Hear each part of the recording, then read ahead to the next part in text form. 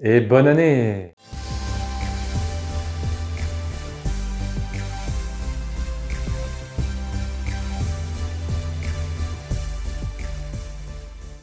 On se retrouve pour une nouvelle vidéo très spéciale. Il était temps que je vous annonce ce projet car ça fait déjà quelques temps que je suis en train de le préparer. Donc je pars en Asie du Sud-Est pour plusieurs mois. C'est un projet qui me trotte dans la tête depuis quand même assez longtemps. Je ne saurais même pas dire quand précisément car ça fait un moment que j'ai envie de faire ça. J'ai pris cette décision et pas des moindres de partir seul en fait. Je pars le 7 janvier, donc dans quelques jours.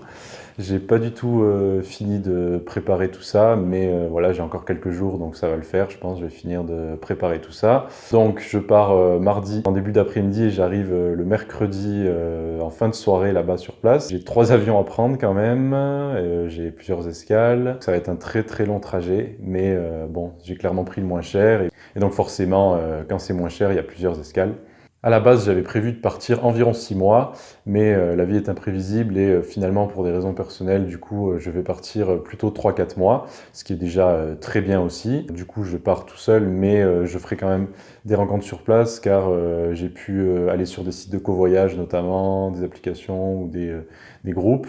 Et du coup, donc, je rencontre quelqu'un au Cambodge avec qui on va passer sûrement environ 2 semaines ensemble. Et après, je suis en contact avec d'autres personnes pour la Thaïlande. Et puis, pour la suite, on verra. Et puis, de toute façon, je ferai aussi sûrement des rencontres sur place directement. Ce sera des rencontres qui se feront sur plusieurs jours, plusieurs semaines.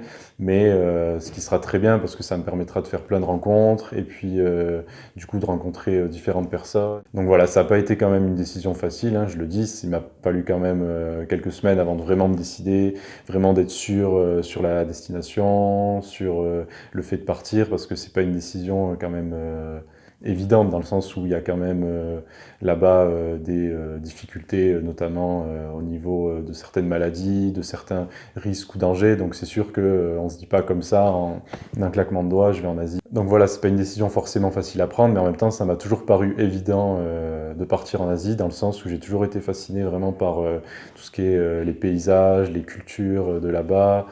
Vraiment, j'aime beaucoup, pour ceux qui me connaissent bien, ils le savent, j'aime beaucoup la nature, j'aime beaucoup les randonnées. Et puis là-bas, vraiment, ce qui me fascine aussi, c'est les temples, la sérénité des gens là-bas, la jungle, les animaux, enfin vraiment plein de choses en fait. Donc voilà pourquoi j'ai décidé aussi de partir là-bas. Je me dis que de toute façon, si je suis prudent, tout se passera bien. Il faut juste voilà, prendre quelques précautions selon les endroits et puis voilà, respecter certaines règles de base quoi, en termes de sécurité et de voyage. Donc pour le moment, je n'ai pris qu'un billet aller, donc pour le Cambodge. Après, rien n'est déterminé parce que j'ai pas du tout fait d'itinéraire, donc tout se fera vraiment au jour le jour et vraiment à 95% en improvisation. Le seul truc que je sais, c'est que j'atterris à Phnom Penh, la capitale cambodgienne, mais après, voilà, j'ai pas forcément prévu, enfin, j'ai rien prévu du tout.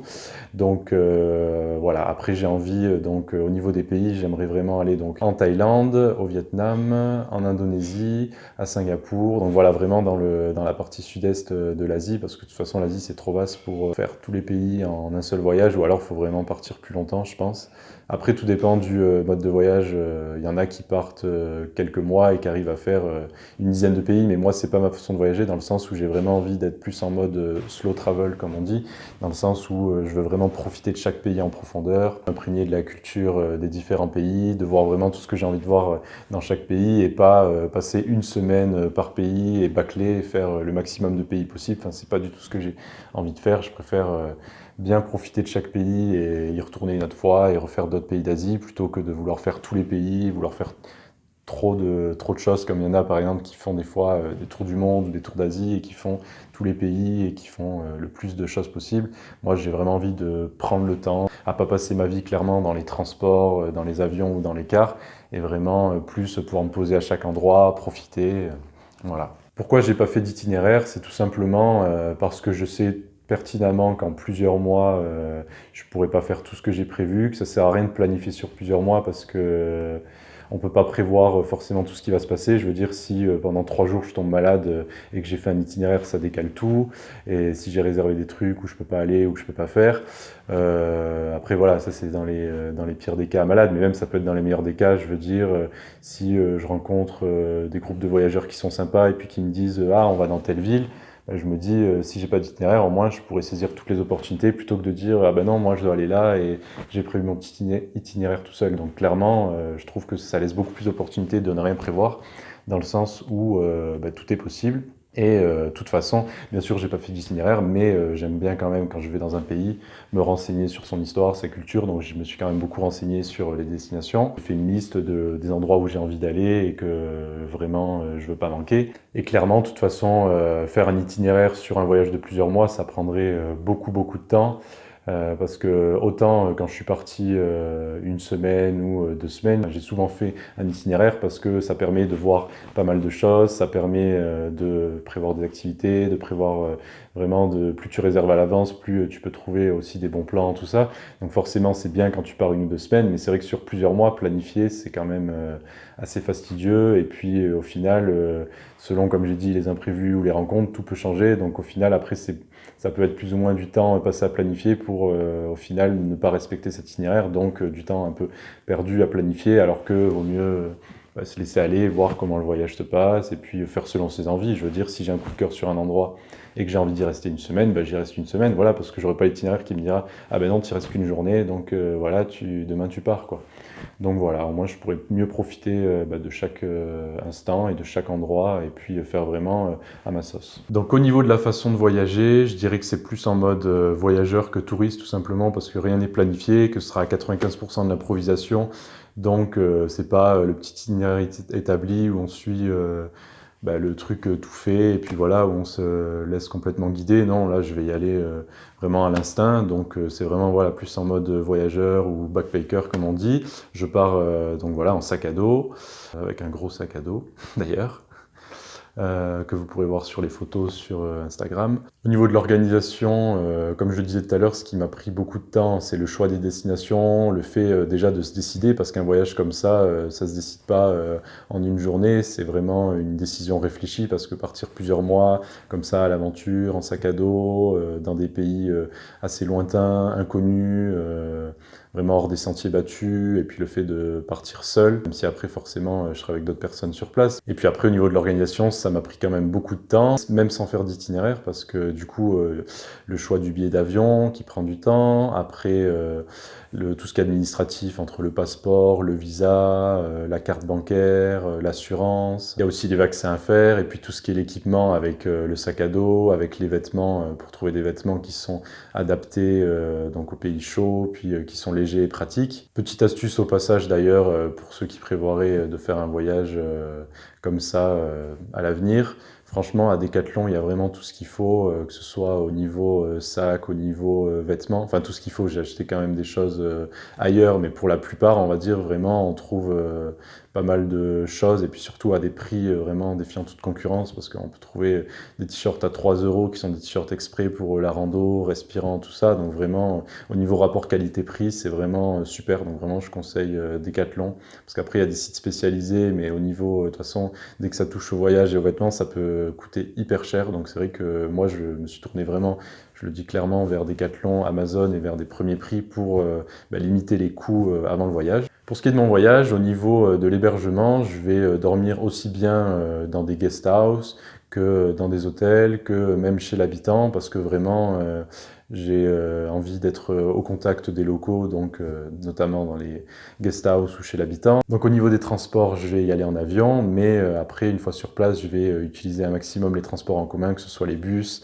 les trains, les bateaux, les taxis, les tuk-tuk, enfin tout ce qui est possible et inimaginable. Au niveau de mon budget, il faut savoir tout d'abord, je voulais parler un peu de l'économie là-bas, que par exemple au Cambodge, donc la première destination où je vais, que 1 euro est équivalent à 4500 riels. Donc c'est quand même juste hallucinant l'écart de monnaie qu'il peut y avoir entre notre pays et le Cambodge, c'est que l'euro est 4500 fois plus puissant, donc c'est juste impressionnant. Franchement, j'aurais pas pensé même autant. Il faut savoir qu'un Cambodgien, il touche même pas 100 dollars par mois, donc pour qu'il arrive à réunir l'équivalent d'un SMIC en France d'un mois, il lui faut au moins plus d'une année pour réunir ça, donc c'est quand même assez, l'écart est vraiment considérable. Ce qui fait que du coup, l'économie là-bas est totalement différente. On peut trouver des hôtels clairement à partir de 2 euros vraiment. Donc, si vous n'y croyez pas, allez voir par vous-même sur Booking, vous verrez. Même des hôtels à 2 euros ou à 5 euros qui sont vraiment très très bien notés, qui ont des avis de 8 ou 9 sur 10 sur Booking.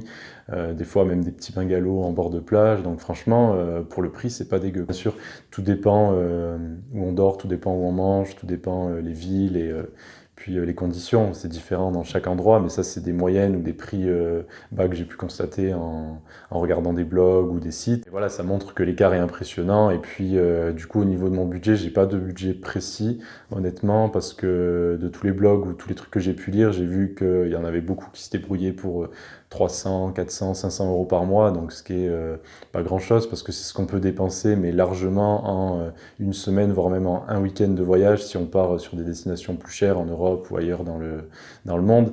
Et c'est clair que là, que ce soit cette dépense-là, mais pas pour une semaine, mais pour un mois, ça change totalement la donne. Donc c'est vrai que je me fais pas forcément trop de soucis sur ça là-bas parce que l'économie est quand même complètement différente. Donc voilà, il faudra juste que je fasse attention à tout ce qui est arnaque ou à certains trucs. Mais voilà, au niveau du budget, ça pose pas de soucis parce que l'Asie, c'est vraiment une destination très bon marché. Après, je dis l'Asie, je généralise, il y a des pays qui sont très chers, hein, comme le Japon ou voilà, d'autres pays. Mais en général, les pays d'Asie, c'est quand même différent qu'en Europe. Mais même la Thaïlande ou le Vietnam sont des pays qui restent vraiment très abordables encore. Donc franchement, si vous avez envie d'y aller, profitez-en dans les prochaines années parce que c'est vraiment en forte croissance là-bas et l'Asie, ce sera sûrement totalement différent dans quelques années. Donc vraiment, c'est le moment d'y aller. Donc voilà, si j'ai parlé aussi un peu de l'économie, c'était déjà pour faire le lien avec le budget, mais c'est aussi pour dire que en France, et surtout en ce moment, c'est vrai que les gens ont tendance à beaucoup se plaindre ou à beaucoup râler, alors qu'au final, on vit quand même dans un pays qui est très confortable et où on a quand même, je veux dire, un bon niveau, une bonne qualité de vie, donc on n'a pas forcément de quoi se plaindre si on compare à d'autres pays. Et je pense que mon voyage le confirmera encore plus avec la pauvreté ou certaines situations que je vais voir probablement. Donc pour rester sur le sujet de l'argent, parce qu'il y a beaucoup de gens qui doivent, en regardant cette vidéo, se demander comment est-ce que j'ai mis de côté pour pouvoir partir plusieurs mois en Asie, c'est tout simple, il n'y a pas de secret, honnêtement, c'est le travail. Donc clairement, j'ai travaillé les étés depuis que j'ai pu, donc ça fait plusieurs années que j'ai travaillé, j'ai fait des saisons en camping, je travaillais donc environ 3 mois par été, j'étais logé donc dans le camping, donc ça me permettait de pouvoir mettre mes sous de côté. Au-delà des saisons en camping et des étés, j'ai fait ma dernière année d'études en alternance, ce qui a beaucoup aidé parce que l'alternance c'est beaucoup plus rentable que faire ses études sans travailler. Et du coup, le fait de pouvoir partir voyager plusieurs mois, ça dépend clairement d'un choix de vie. C'est que tout simplement, je suis quelqu'un de minimaliste, je suis pas quelqu'un qui va acheter des objets connectés ou des trucs technologiques hyper chers ou machin. Et après, c'est que mon avis, mais je trouve que tout ce qui est objet ou trucs matériels, c'est pas ça qui apporte le bonheur. Donc clairement, je suis quelqu'un de vraiment minimaliste. Je dépense pas dans des trucs qui me servent à rien ou dans des trucs qui sont beaucoup trop chers. Après, voilà, c'est un choix de vie. Moi, ma plus grande passion, c'est de voyager. Donc clairement, oui, je mets des sous de côté et je voyage dès que je le peux. Et voilà, quand je voyage pas, je mène une vie assez simple et c'est ça qui me permet de mettre des sous de côté. Je vais prendre un exemple tout simple. Quelqu'un qui fait, on va dire, pour 30 euros de restaurant par semaine. 30 euros, c'est un gros resto ou deux petits restos dans la semaine, on va dire. Et ça peut aller très vite parce que 30 euros par semaine, ça fait 120 euros par mois. Et 120 euros par mois, ça fait quand même 1440 euros par an. Donc ce qui est quand même c'est une dépense quand même considérable. Et puis d'ailleurs, c'est même 2 fois plus que ce que m'a coûté mon road trip d'une semaine en Espagne. Donc ça veut dire qu'avec ces sous-là, avec 1400 euros, vous pouvez faire au moins 2 beaux voyages, 2 beaux road trips, clairement. Donc après voilà, c'est qu'un exemple, hein. Je veux dire, j'ai pris l'exemple des restaurants, mais ça aurait pu être très bien, je veux dire, n'importe quelle autre dépense, mais c'est pour dire que rien qu'une dépense de 15 ou 30 euros, si elle est répétée chaque semaine et plusieurs fois par mois, et puis tout au long de l'année, elle peut coûter très très cher au final, et les gens s'en rendent pas forcément compte, parce que souvent les gens dépensent petit à petit, et voient que les dépenses au fur et à mesure, alors qu'il vaut mieux regarder sur le long terme que sur le court terme, et là on se rend compte de quelles dépenses nous coûtent réellement, et au final on se rend compte que des fois des trucs qui nous paraissent chers, quand on se dit ah putain ça coûte 200 €, ça coûte 300 €, mais qu'au final c'est un investissement sur plusieurs années, ou que c'est un truc important, ou alors qu'au final c'est un voyage, ou je sais pas, et c'est totalement différent que des petites dépenses qu'on fait chaque jour ou chaque semaine, mais on se dit ouais c'est des petites dépenses, mais c'est ce qui nous coûte le plus cher au final. Enfin du coup moi c'est des dépenses que j'évite clairement. Et après voilà, j'ai pris l'exemple du resto, mais ça aurait pu être tout ce qui se fume, tout ce qui se boit, et j'en passe. Et après voilà, chacun fait ce qu'il veut, mais clairement je préfère même pas imaginer tout ce que vous dépensez dans certaines choses. Donc voilà, après c'était pour dire que clairement, parce que moi ça m'agace un peu quand des fois j'entends des gens critiquer les gens qui voyagent, ou ah les voyages ça coûte cher. Si vous changez ne serait-ce qu'un tout petit peu votre quotidien, vous vous rendrez compte qu'au final voyager c'est donné à tout le monde à partir du moment où tu as un travail ou que tu as un minimum d'argent. Enfin je veux dire, tu peux voyager autant que tu veux, et je me suis rendu compte clairement qu'il y a des trucs qui servent pas à grand chose, et il faut vraiment, quand tu revois tes dépenses au quotidien, après il te reste beaucoup plus d'argent. Donc j'ai conscience que ça peut mettre des années de mettre des sous de côté pour réaliser un projet de cette envergure, mais après voilà, tout dépend de ce que veut chacun dans la vie.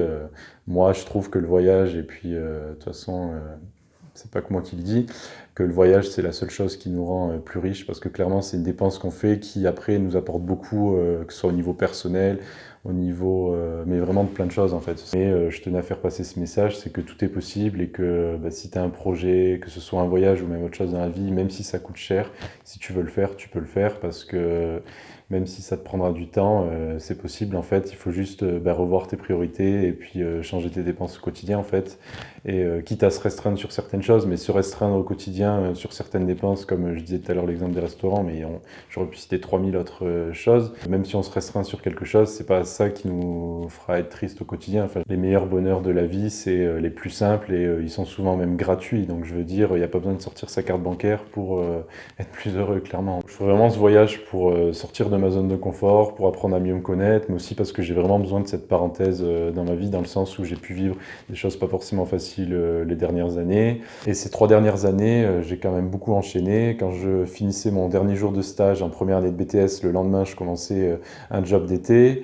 J'ai à peine une nuit de repos entre les deux, et j'ai enchaîné. Quand j'ai fait ma dernière épreuve de BTS en deuxième année, juste 2-3 jours après, je commençais mon job d'été. Enfin, j'ai toujours tout enchaîné en fait ces 3 dernières années. Après, du coup, j'ai fait mon alternance après le job d'été. Enfin, et c'est vrai que là, je sens que j'ai besoin vraiment de décompresser de tout ça, et de ne pas partir en voyage comme j'ai pu partir avant, une semaine ou 2 semaines, mais vraiment de faire une grosse aventure, et une parenthèse dans ma vie qui me permettra après d'avancer beaucoup mieux sur tous mes projets et au niveau professionnel, et d'y voir plus clair aussi dans ma vie. Et ce voyage, ça va être une expérience géniale, vraiment, je pense. Et donc, si vous voulez suivre mon voyage, ça va se passer beaucoup sur Instagram.